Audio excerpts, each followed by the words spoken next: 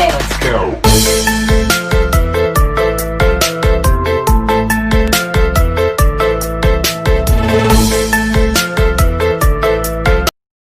Assalamualaikum warahmatullahi wabarakatuh. Perkenalkan, nama saya Wahyu Andika dari Akademi Farmasi Yamhasi Makassar. Nah, di sini saya akan menjelaskan tentang anatomi fisiologi sistem muskular atau otot pada yang pertama yaitu jaringan otot.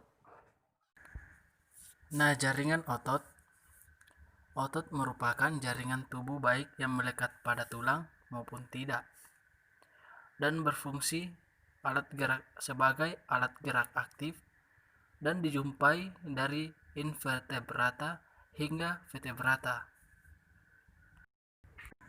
Dan otot merupakan alat gerak aktif karena kemampuannya berkontraksi dan berelaksasi. Kontraksi terjadi jika otot sedang melakukan kegiatan, sedangkan relaksasi otot terjadi jika otot sedang beristirahat. Nah, kemudian yang selanjutnya yaitu fungsi otot. Fungsi otot yang pertama adalah sebagai alat gerak aktif yang disebabkan oleh kemampuan sel-sel untuk berkontraksi.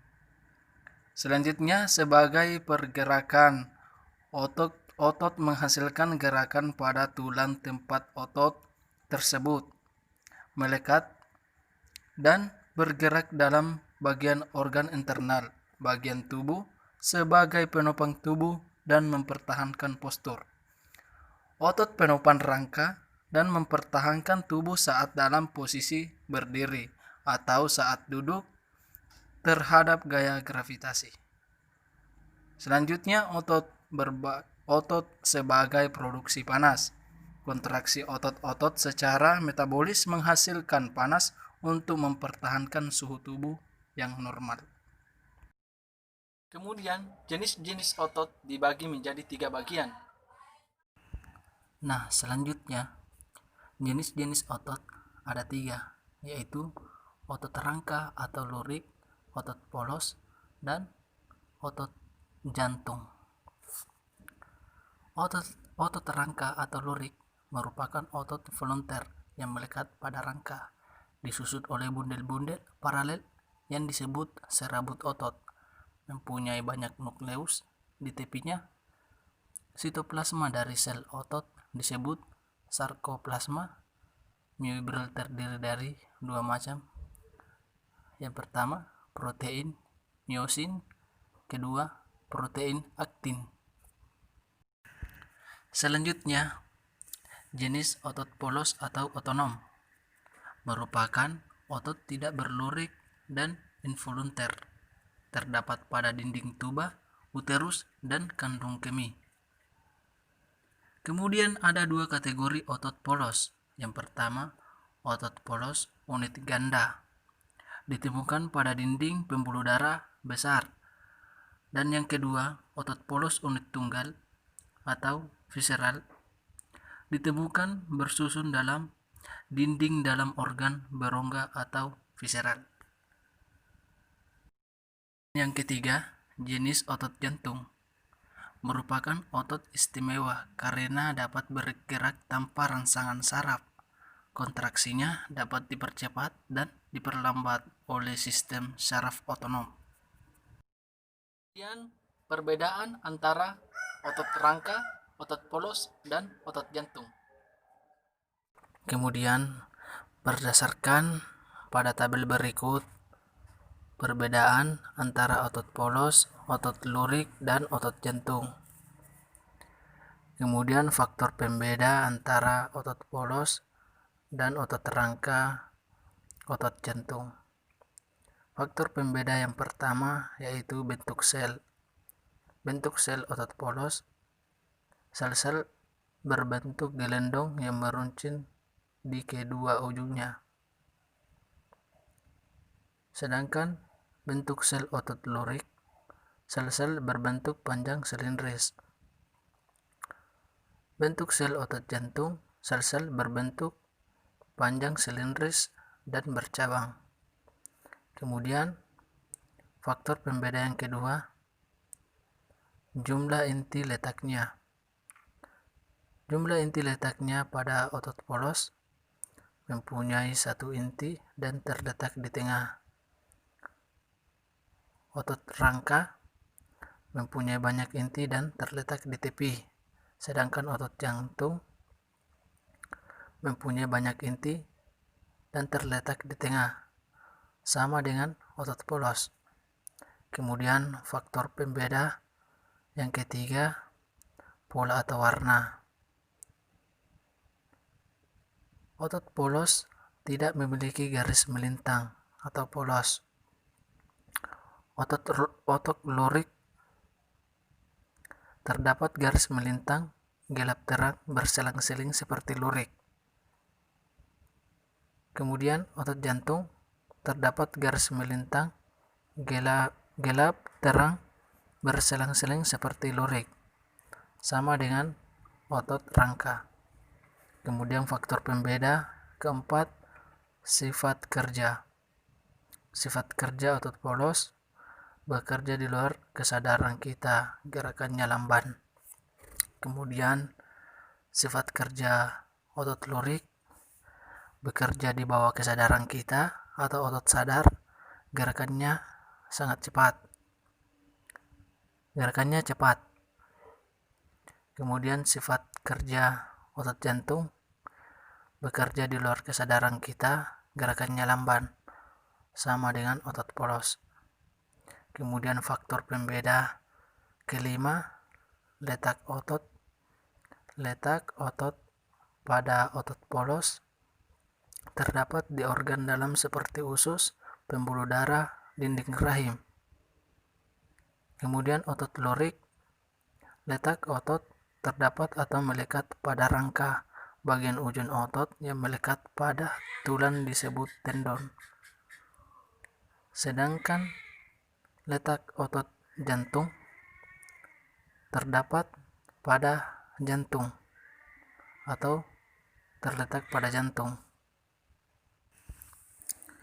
Cara kerja otot ada dua, antagonis dan sinergis. Pertama, antagonis adalah kerja otot yang kontraksinya menimbulkan efek gerak berlawanan. Contohnya, bagian A, ekstensor atau meluruskan, dan flexor atau membengkokkan. Misalnya otot tricep dan otot bicep. B, abduktor atau menjauhi badan, misalnya gerak tangan sejajar bahu dan sikap sempurna. Selanjutnya C, depressor atau ke bawah dan elevator ke atas, misalnya kepala kita menunduk dan menengadah. Selanjutnya supindor atau menengadah dan pronator melungkup, misalnya gerak telapak tangan melungkup dan menengadah. Selanjutnya cara kerja otot yang kedua, sinergis. Sinergis adalah otot-otot yang kontraksinya menimbulkan gerak searah. Contohnya proton teres dan proton quadrus. Kemudian tendon. Tendon adalah tali atau urat daging yang kuat yang bersifat fleksibel. Tendon juga berfungsi melekatkan tulang dengan otot atau otot dengan otot. Kemudian ligamen. Ligamen adalah pembalut atau selubung yang sangat kuat yang merupakan jaring elastis penghubung yang terdiri atas kolagen. Kemudian ada 3 tipe ligamen. Yang pertama, ligamen tipis.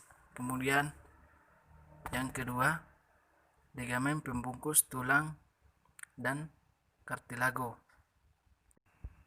Merupakan ligamen kolateral yang ada di siku dan di lutut.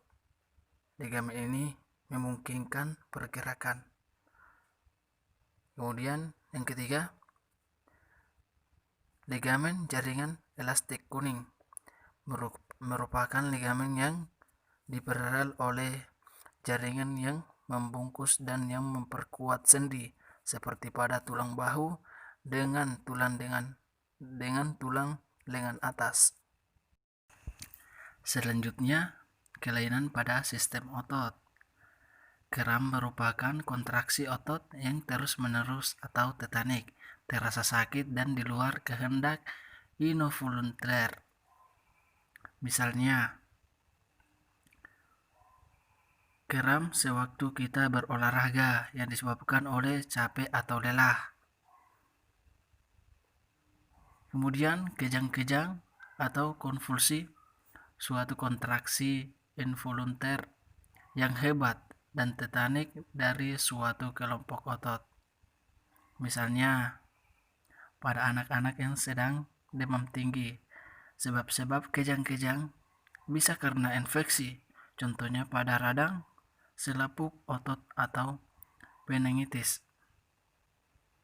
Kemudian, kecapaian atau fatigue.